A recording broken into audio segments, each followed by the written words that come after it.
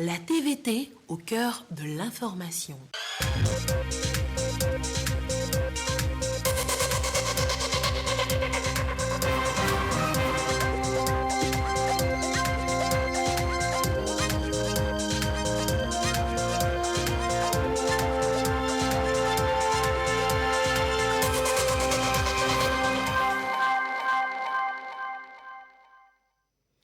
Il est l'heure du journal sur la télévision togolaise. Madame, Monsieur, bonsoir et voici les titres de cette édition.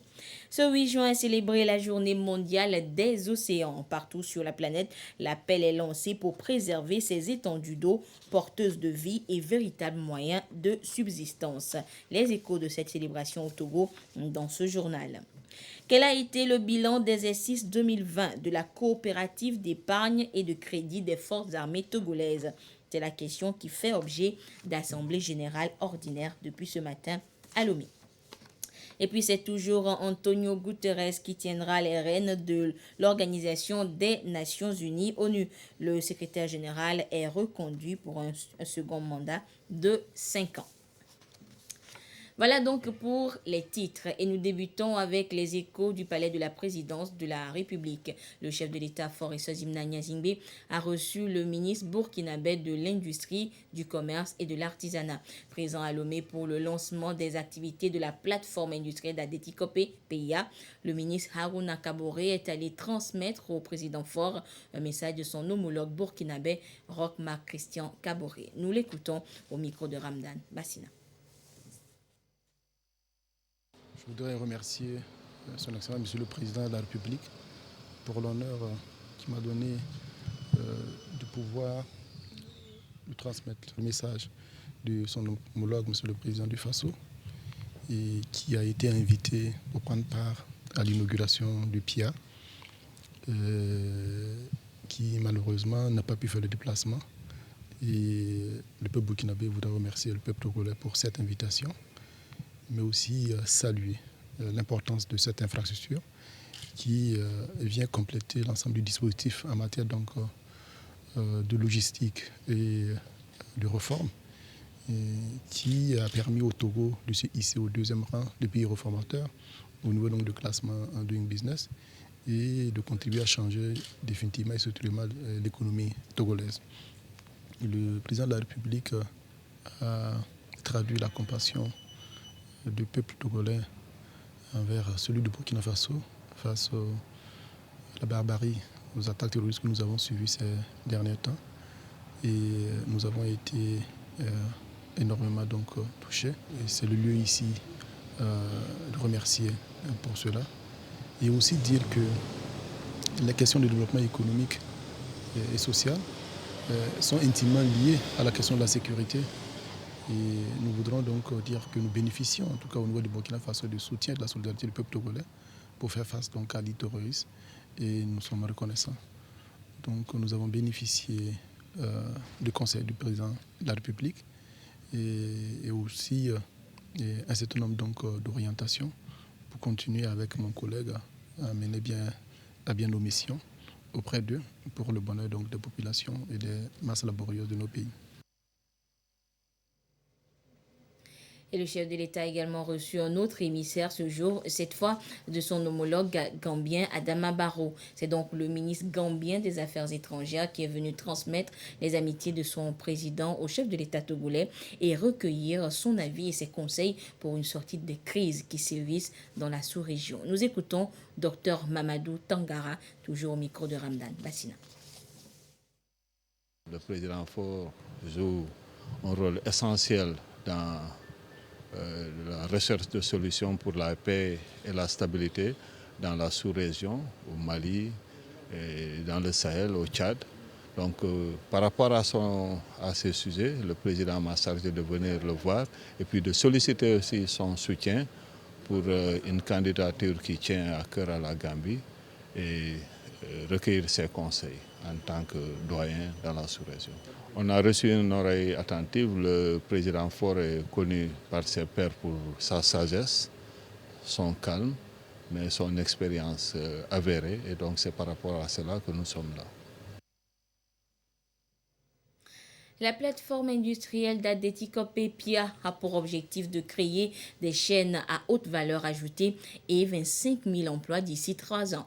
Le centre de formation au métier de l'industrie CFMI se présente donc comme une pépinière où les entreprises industrielles pourront puiser de la main-d'œuvre. Quel est donc le lien entre la PIA et le CFMI? Les réponses dans ce dossier signé Carmen Madji Akapo. C'est en pleine révision pour les examens de fin de formation que nous les avons trouvés à notre arrivée. Ces étudiants du CFMI, Centre de formation au métier de l'industrie, sont fin prêts pour aller sur le marché de l'emploi. Et déjà, l'annonce de la mise en place de la plateforme d'Adétikopé les réjouit. La bonne nouvelle, c'est la création de cette plateforme industrielle au niveau d'Adétikopé. Et nous espérons que les industries vont s'y installer rapidement, les agents viendront faire des investissements et aussi c'est un débouché pour nous qui allons terminer très prochainement. Cette plateforme est une occasion en or. Généralement, après notre examen, c'est essentiellement le plus grand débouché sur lequel on va se pencher. Bon, j'aimerais que les industries électriques, mécaniques, qui font aussi l'automatisme et tout, viennent s'installer sur cette plateforme qui vient d'être mise en place pour que nous puissions travailler et contribuer à l'évolution de notre pays. Premier centre de formation au métier de l'industrie de la sous-région, le CFMI offre aujourd'hui des formations adaptées aux besoins exprimés par les entreprises du secteur industriel. Le centre a déjà formé et mis sur le marché de l'emploi plus de 500 compétences. La plateforme d'Adétikopé rentre pleinement dans la feuille de route du gouvernement togolais et liée directement au PND. Ça veut dire que cette opportunité a été déjà planifiée depuis un certain temps, d'où la naissance du CFMI. Au CFMI, nous avons 5 filières, et à savoir la filière mécanique, auto, engin, chantier, groupe électrogène. Nous avons la filière de la métallerie. Nous avons la 3e filière qui est la mécanique générale. Et nous avons la 4e qui est l'électromécanique et la 5e qui est la climatisation et froid industriel. La plateforme industrielle d'Adétikopé PIA compte créer un écosystème vertueux avec un impact réel sur l'économie togolaise. Déjà, le CFMI lui apporte un grand soutien. La plateforme d'Adétikopé travaille déjà en synergie avec le CFMI et toutes les missions de visite ou bien d'expertise sont conduites ensemble avec le CFMI. Et nous avons déjà cet accord de pouvoir mettre dans les meilleurs délais les jeunes techniciens issus du CFMI à leur disposition. L'autre travail que nous faisons, c'est de les accompagner également pour la formation des techniciens, des ouvriers. Donc nous travaillons d'arrache-pied, nous sommes impliqués là-dedans. La vision du gouvernement exposée dans son plan national de développement PND est de faire du pays un hub logistique de services et de transformation. La plateforme industrielle d'Adétikopé se présente à la fois comme une vitrine et un bond considérable du Togo dans son processus de développement. Et la plateforme industrielle d'Adétikopé, on en parle toujours et cette fois avec les différentes opportunités qu'elle offre. Et nous sommes sur ce plateau justement avec le secrétaire permanent de la Coalition nationale pour l'emploi des jeunes et point focal du projet P20, donc de la plateforme industrielle d'Adétikopé PIA. Et c'est donc, il s'agit de M. Eric Tamadja. Monsieur Tamadja, bonsoir. Bonsoir, madame. Alors, nous parlons de la PIA, de la plateforme industrielle d'Adétikopé, et on parle d'industrialisation. Alors, le coton, par exemple, sera transformé sur place. Alors, avons-nous de la ressource humaine nécessaire et qualifiée à toutes les étapes de transformation de l'or blanc? Merci beaucoup pour la question. Vous savez, le gouvernement mise sur le coton sa transformation pour appuyer donc l'industrie togolaise. Alors, au jour d'aujourd'hui, nous avons 2 usines qui sont déjà installées pour la transformation du coton. La question, c'est de savoir si nous avons de la main-d'œuvre qualifiée. Vous invitez la théorie de l'adéquation emploi-formation, c'est vrai. Mais nous pouvons dire tout simplement que les techniciens dont on a besoin sur ces deux unités de transformation sont des techniciens qualifiés. Que vous ayez une licence en anglais, en moins de 2 semaines, on peut vous transformer en technicien d'usine et vous pouvez travailler sur donc, la valeur, la chaîne de valeur du coton. Et donc, nous avons de la main-d'œuvre qualifiée. La réponse est triviale. Oui, nos jeunes peuvent postuler et travailler dans les 2 usines qui sont implantées, qui vont être implantées sur la plateforme.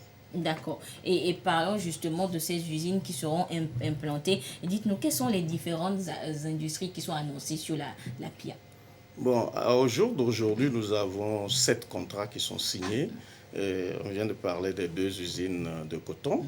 Nous avons l'usine de bois. Nous avons une usine de marbre. Et tout un panoplie d'usines. Nous avons des entreprises aussi de maintenance et de nettoyage. Donc, nous avons déjà 7 contrats qui sont là, qui sont signés. On attend donc les autres usines pour venir s'installer. D'accord. Et donc, qui dit des usines qui s'implantent, dit main-d'œuvre. Alors, quel sera donc le profil des potentiels demandeurs d'emploi? Bon, c'est des usines. Donc, c'est une plateforme industrielle, donc on a besoin de plusieurs profils. Mais essentiellement, disons que nous avons besoin de profils de techniciens.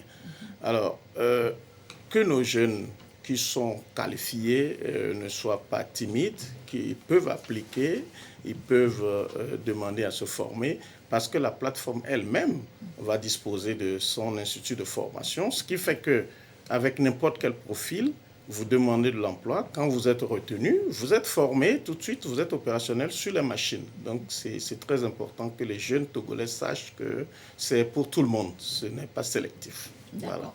Voilà. Et en débutant cette discussion, cet échange, justement, vous avez parlé de l'adéquation entre formation et emploi. Alors, en termes d'opportunités de formation des jeunes aujourd'hui, qu'est-ce qui est concrètement fait? Oui, je crois que ça, nous sommes en avance. Nous avons déjà, si je peux dire, 3 IFAD inaugurés, des instituts de formation qui sont inaugurés.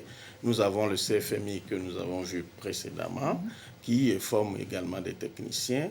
Et donc, en plus de la panoplie des CRET-FP, des éléments, des enseignants techniques, et aussi, surtout, nous pensons que nous allons commencer par intégrer nos artisans. Par exemple, les tapissiers, tout ce qui sont des artisans, nous allons commencer par les transformer en ouvriers qualifiés pour les usines. Donc, nous en faisons beaucoup. Le gouvernement en fait beaucoup en ce qui concerne la formation. D'accord. Monsieur Tamandia, vous êtes secrétaire permanent de la Coalition nationale pour l'emploi des jeunes et également point focal du projet PIA. Alors, quel appel peut-être lancerez-vous à l'endroit justement de ces jeunes-là par rapport aux opportunités qu'offre aujourd'hui la plateforme d'ADETI COPE? Oui, c'est vrai, merci beaucoup. C'est une question essentielle. Le 13 avril passé, nous avions eu la première session du Haut Conseil qui a été présidée par le Premier ministre, le chef du gouvernement. Et l'orientation fondamentale, c'était de nous assurer que l'économie togolaise, c'est-à-dire que nous créons plus de richesses, nous créons plus d'emplois. Ce n'est plus une question de former les jeunes, mais c'est une question de d'abord créer l'emploi et ensuite former les jeunes pour occuper les postes. Alors, le conseil que je peux donner naturellement aux jeunes, c'est de s'assurer qu'ils ont un métier. Que j'ai une licence en psychologie en anglais, dans les sciences soft, comme on le dit, il va falloir avoir un métier sur lequel on se forme pendant 2 ou 3 mois et on est disponible pour être occupé. Donc, c'est la formation métier qui importe aujourd'hui. Ce n'est plus le diplôme qui compte. Voilà ce que je peux donner comme conseil à nos jeunes. Merci beaucoup, monsieur Éric Tamandiadon, qui est le secrétaire permanent de la Coalition nationale pour l'emploi des jeunes et point focal projet P20, le projet donc de la plateforme industrielle d'ADETI COPE. Les forces armées togolaises ont une coopérative d'épargne, la COMEC, coopérative militaire d'épargne et de crédit. Et depuis ce matin, l'heure est au rapport d'activité exercice 2020 à l'Assemblée générale ordinaire. Les précisions avec Chazanam Baga. Avec un résultat net de plus 36% en fin 2020 par rapport au résultat de fin 2019, la coopérative militaire d'épargne et de crédit COMEC des forces armées togolaises se porte bien. C'est ce qui ressort des travaux de cette Assemblée générale focalisée sur le rapport d'activité-exercice de l'année écoulée. Le bilan indique également que l'encours du crédit en fin 2020 est de 15 milliards de francs CFA. Cette performance, malgré la situation économique morose due à la pandémie du coronavirus, est le fruit de la confiance renforcée des forces armées togolaises à leur institution financière qui a su s'adapter à leurs besoins spécifiques en relevant le plafond des crédits à 6 millions de francs CFA et en rallongeant le délai des recouvrements à 60 mois, a souligné le président du conseil d'administration, le commissaire-colonel Passoy P.C. Egbare. Les assises ont également abordé les défis et les perspectives de la COMEC.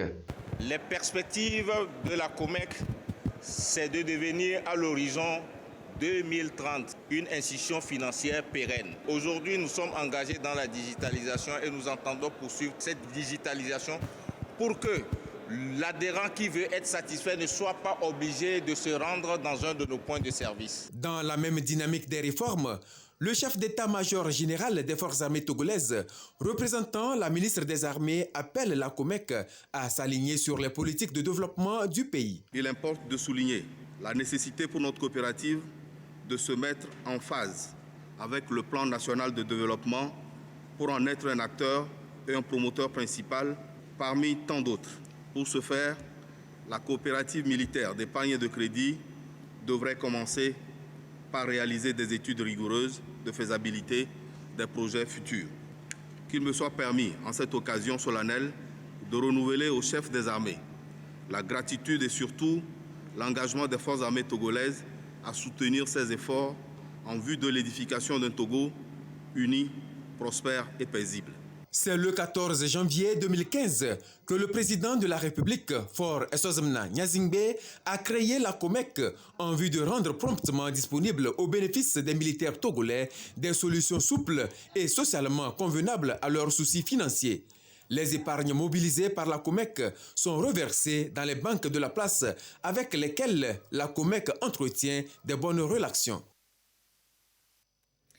Océan, vie et moyens de subsistance. C'est le thème de la Journée mondiale des océans célébrée ce 8 juin. Le Togo dispose de 56 km de côte, des atouts indispensables à préserver et à protéger pour la survie des êtres humains et pour les générations futures. Le point de l'apothéose de cette journée avec Antoinette Roumau. Au revoir.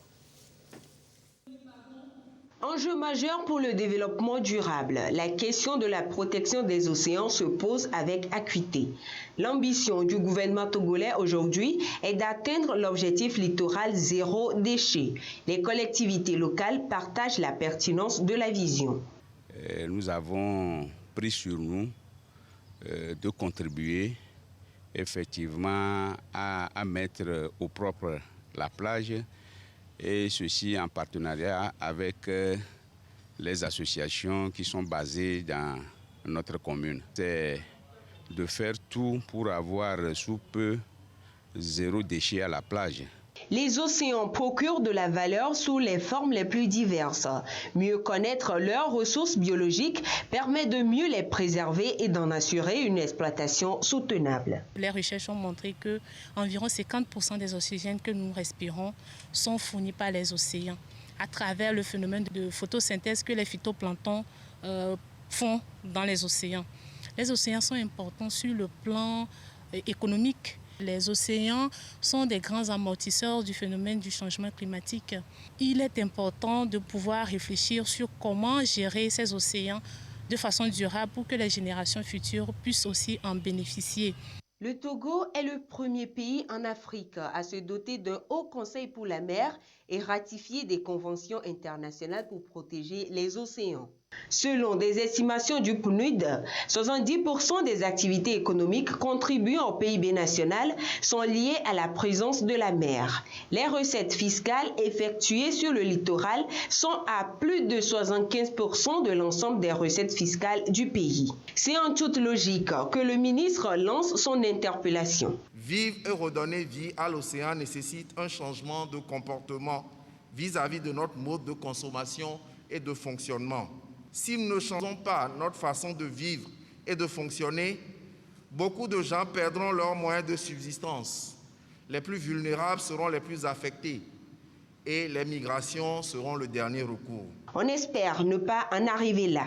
Ensemble donc pour la préservation et l'exploitation durable des plus de 370 km au large d'océan dont le pays dispose.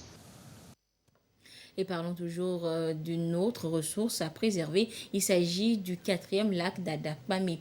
Mais cette retenue d'eau a perdu de sa superbe depuis plusieurs mois déjà pour cause de pollution. Un constat désolant que dresse une de nos équipes de reportage. Le 4e lac, 3 ans après, c'est un dossier d'Aimé Dravi avec la voix de Yata. Arrêtez. Voici le 4e lac à sa création.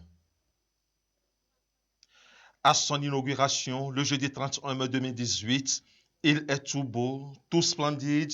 L'eau offrait une image de bleu azur. Je ne sais pas quoi dire, mais aujourd'hui on est quand même content d'avoir ça. Donc on remercie le président. Donc nous sommes vraiment ravis. On est contents. Aujourd'hui, 3 ans après, revoici notre lac.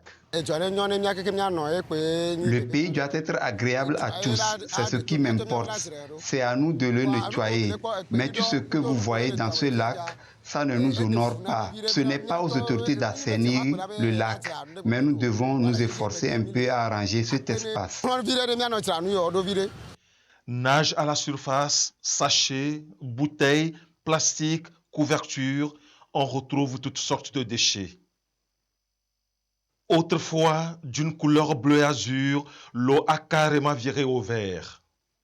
L'eau est devenue verte. Nous devons réfléchir à trouver une solution. C'est à nous d'entretenir le lac. Il y a des gens qui remettent les ordures à leurs enfants qui viennent les jeter dans ce lac. Les moustiques nous piquent vraiment. Ce n'est pas à cause des autorités qu'ils nous piquent, c'est de notre faute.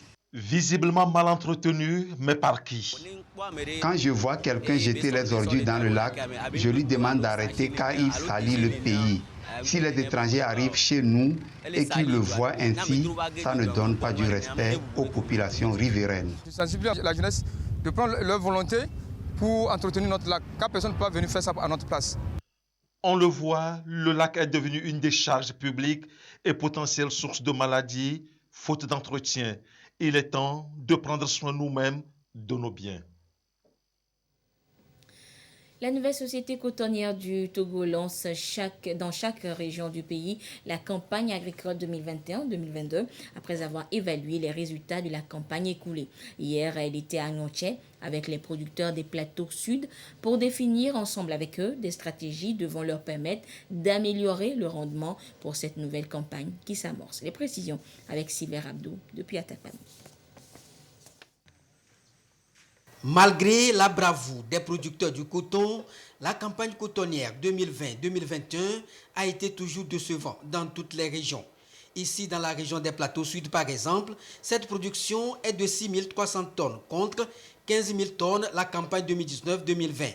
Une baisse due à plusieurs facteurs. Nous avons été victimes des aléas climatiques. Au moment où les moments des semis, la pluie n'a pas été à la hauteur. Les porteurs avaient les intrants sous la main, ils n'ont pas pu semer. Au-delà de ça, il y a le peu de porteurs qui avaient pu emblaver. La sécheresse a perduré au temps des entretiens culturels qui est le mois d'août-septembre. Ça a fait que certains ont dû même abandonner l'entretien parce qu'ils n'avaient plus d'espoir. Et c'est pour remonter la pente que la NSCT, la nouvelle société cotonnière du Togo, échange ici à Notien avec les producteurs des Plateaux Sud une rencontre pour évaluer les acquis, trouver des stratégies idoines pour corriger les dysfonctionnements, surtout avec l'arrivée du nouveau partenaire Oulam qui ambitionne une production de 225 000 tonnes à l'horizon 2025. Avec l'arrivée de nouvelles partenaires Oulam, ça nous rassure que nous allons relever le défi. Parce que nous croyons et nous avons vu déjà la motivation de la NCT qui est avec le partenaire OLAM. Il y aura l'accompagnement des ATC. Le prix aussi est rehaussé, qui était de 225 et est monté à 254. C'est ça qui nous encourage à ce que nous puissions même doubler ou tripler notre production. La rencontre avec les producteurs de la région des Plateaux Sud a permis non seulement d'évaluer la campagne écoulée, mais aussi de lancer officiellement la nouvelle campagne agricole 2021-2022. Et ce communiqué conjoint, à présent, un communiqué conjoint du ministre de l'Agriculture, celui de la Santé et celui de l'Environnement. Le jeudi 3 juin 2021, une équipe conjointe de la direction de l'élevage, de la direction régionale de la santé maritime et de la direction préfectorale de la santé ZIO s'est rendue dans une ferme avicole située à Clémé 1 dans le canton de Djaglé, préfecture de ZIO, sur l'appel du responsable de la dite ferme. La ferme avicole, abritant au total 1000 poules pondeuses, a enregistré un taux de mortalité de 50%, soit au total 563 têtes de volailles. Des prélèvements ont été immédiatement faits et envoyés au laboratoire de référence de Padoue en Italie pour analyse. Il y a une forte suspicion de la présence du virus de la grippe aviaire. En attendant la confirmation des résultats, les mesures conservatoires conformément au plan national de riposte contre les maladies animales ont été prises pour assainir la ferme. Il s'agit notamment de l'abattage, l'incinération et l'enfouissement des cadavres de volailles, la destruction des œufs, de la provende et du matériel d'élevage, mangeoires, alvéoles et litières, la désinfection des poulaillers et des magasins de stockage, la mise sous quarantaine de l'exploitation avicole incriminée, l'interdiction de mouvement des volailles, la fermeture des marchés à volailles et des provenderies dans le canton de Djaglé pour une durée de 30 jours, la prise en charge médicale des personnes cibles ayant eu des contacts avec la ferme avicole. Notre pays a toujours su appliquer le plan de riposte contre la grippe aviaire conformément aux normes internationales et nous tenons à rassurer les éleveurs que toutes les dispositions sont prises pour juguler cette crise si celle-ci venait à être confirmée par les résultats des analyses. Et c'est un communiqué conjoint donc signé par les ministres de la Santé, professeur Moustapha Mijiawa, les ministres de l'Environnement, Katari Foli Bazi, et de l'Agriculture, Antoine Likba Begbeni. Il y a déjà 3 semaines que la campagne de vaccination pour la seconde dose du vaccin anti-Covid-19 a démarré dans le Grand Lomé. Et que ce soit au centre médico-social d'Agoué ou au CMS de Toblecopé, la mobilisation du côté de la population est toujours au rendez-vous, comme l'a constaté Sonia Aminipo. En dépit des informations contradictoires sur les réseaux sociaux, ils sont encore là, présents au rendez-vous pour la deuxième dose anti-Covid-19. Du centre médico-social à Guanivé au CMS Toblecopé, tous s'accordent sur un point, la santé avant tout. Comme ils ont déjà dit que les gens de 50 ans et plus, moi j'ai 66 ans, donc automatiquement, je me sens concernée. Non, je n'ai pas peur. C'est pour ma santé. Moi, je suis hyper tendue et j'avais peur pour ma santé. Mais à ma grande surprise, quand j'ai pris la première dose, je n'ai senti aucun effet secondaire. Et c'est ça qui m'a mis en confiance à venir prendre cette deuxième dose, malgré tout ce qui se raconte. 3e semaine déjà que la campagne de vaccination pour la deuxième dose a démarré. Partout, les équipes se déploient avec méthode. Les vaccinés, eux, suivent les conseils du personnel de santé pour le bon déroulement de l'opération. Depuis le 25 jusqu'à aujourd'hui, l'administration du deuxième tour de vaccin se fait sur notre site ici au CMS Toblecopé. Donc les populations étant informées viennent pour pouvoir se faire vacciner. Il y en a même qui se présentent et quand nous vérifions leur carte, nous leur faisons savoir que le délai n'est pas encore atteint. Donc on leur dit à partir de quand est-ce qu'ils peuvent revenir pour pouvoir prendre leur deuxième dose. Nous tenons vraiment à encourager et à fortifier tout un chacun de ne pas avoir peur de se faire vacciner. Nous, le personnel de santé, nous avons été déjà vaccinés, nous avons eu nos 2 doses et nous sommes bien portants. Donc ceux qui ont déjà eu la première dose et qui peut-être hésitent à cause des rumeurs sur les réseaux sociaux, nous les appelons à regagner confiance, à pouvoir venir se faire vacciner. En moyenne, 3 candidats se font vacciner en 10 minutes, ce qui dénote d'une bonne organisation sur le terrain. L'objectif reste l'immunité collective avec plus de Togolais vaccinés. Et ce communiqué du gouvernement à présent concernant l'administration de la 2e dose de vaccin dans les autres régions. Le gouvernement togolais a lancé officiellement le 17 mai 2021 la phase d'administration de la 2e dose du vaccin AstraZeneca pour toute personne ayant reçu la première dose de vaccin contre la COVID-19. Après les différentes cibles du Grand Lomé, le gouvernement décide de l'extension de l'administration de la 2e dose du vaccin AstraZeneca aux cibles des autres régions ayant déjà reçu la première dose. Ainsi, le gouvernement invite toutes les personnes de toutes les régions ayant reçu la première dose du vaccin AstraZeneca il y a au moins 2 mois à se présenter au centre de santé où elles ont reçu la première dose. Les personnes concernées doivent se munir de la carte de vaccination qui leur a été délivrée après l'administration de la première dose, d'une pièce d'identité et du numéro de confirmation obtenu lors de l'inscription sur le site vaccin.covid19.gouv.tg. Le gouvernement compte sur la mobilisation de tous pour la réussite de cette phase d'administration de la 2e dose destinée à endiguer la propagation de la pandémie dans notre pays. Fait à Lomé le 8 juin 2021, le gouvernement. Et à ce jour du mardi 8 juin 2021, justement, la situation de la pandémie au nouveau coronavirus Covid-19 au Togo se présente comme suit. Le nombre de cas confirmés est de 13 551. 9 nouveaux cas depuis hier. Le nombre de personnes guéries est de 13 265. 15 nouveaux guéris depuis hier. Le nombre de cas actifs s'élève à 161 et le nombre de décès est de 125. Un communiqué signé par le ministre en charge de la Santé, professeur Moustapha Mijiawa. Et puis l'autre actualité hors du Togo ce mardi, c'est la reconduction d'Antonio Guterres à la tête de l'ONU. Secrétaire général de l'Organisation des Nations Unies depuis 2017, l'ex-premier ministre portugais voit son mandat renouvelé pour 5 ans à la tête de l'organisation. Antonio Guterres a été reconduit à la tête de l'ONU.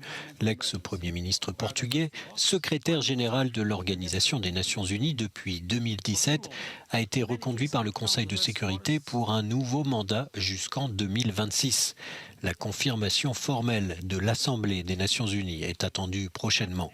De nouvelles crises internationales attendent Antonio Guterres et dans ce domaine, son bilan est maigre depuis 5 ans. Syrie, Yémen, Donbass ou Mali restent désespérément en panne de solutions politiques. Fin négociateur sous pression constante des grandes puissances, le chef de l'ONU ne s'est mis à dos aucun des 5 membres permanents du Conseil de sécurité, États-Unis, Chine, Russie, France et Royaume-Uni, verrouillant ainsi sa reconduction. Et je vous propose à présent le spectacle de son et lumière qui a eu lieu du côté d'Adeti Kopé et dimanche dernier pour le lancement des activités de la plateforme industrielle. Et au total, 540 drones en mouvement synchronisé ont reproduit des figures qui ont trait aux activités principales de la PIA, notamment la transformation du coton, mais également les emblèmes de la République togolaise. Regardez.